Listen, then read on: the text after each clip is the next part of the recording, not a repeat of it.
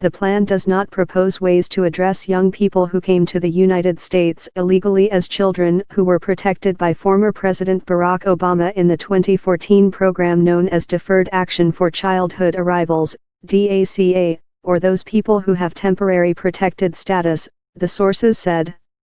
Democrats, who support the White House, would need to advance any kind of immigration legislation through Congress, have insisted that the DACA recipients be protected. Kushner has held about 50 listening sessions with conservative groups on immigration, a senior administration official said. He has been working with White House economic advisor Kevin Hassett and policy advisor Stephen Miller on the plan, and the sources said there has been some intense behind-the-scenes jockeying about the plan. At a Time magazine forum in New York on Tuesday, Kushner said he was working well with Miller, an immigration hawk, on the topic. The two men are both longtime Trump advisors. "Stephen and I haven't had any fights," he said with a smile. That drew skepticism from immigration advocate Marshall Fitz of the Emerson Collective, who gave Kushner credit for advancing criminal justice reform but said immigration was a dramatically different issue that Miller was dominating at the White House. It's impossible to see how Kushner could navigate an issue this freighted with history and central to the president's re-election strategy in a way that would actually move the ball forward, Fitz said.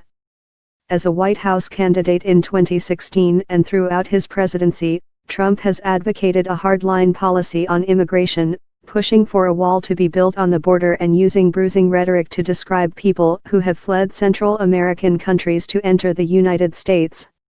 Republicans have largely supported his immigration proposals, but the latest White House plan aims to bring them together on a broader basis.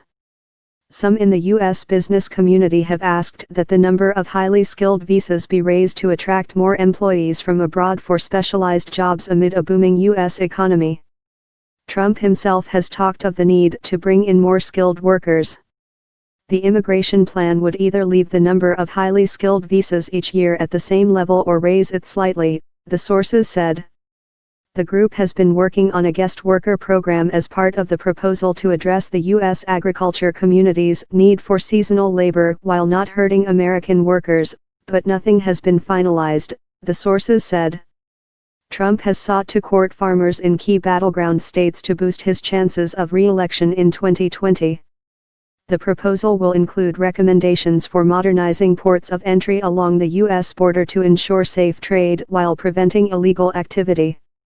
It also aims to decrease the number of immigrants able to enter the United States based on their family ties, the sources said. Trump has already taken steps to address those immigrants who overstay their visas.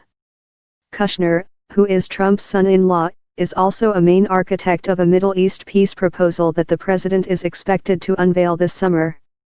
His objective on the immigration plan at the very least is to have a document that represents the president's immigration policy and provide something that Republicans can rally around.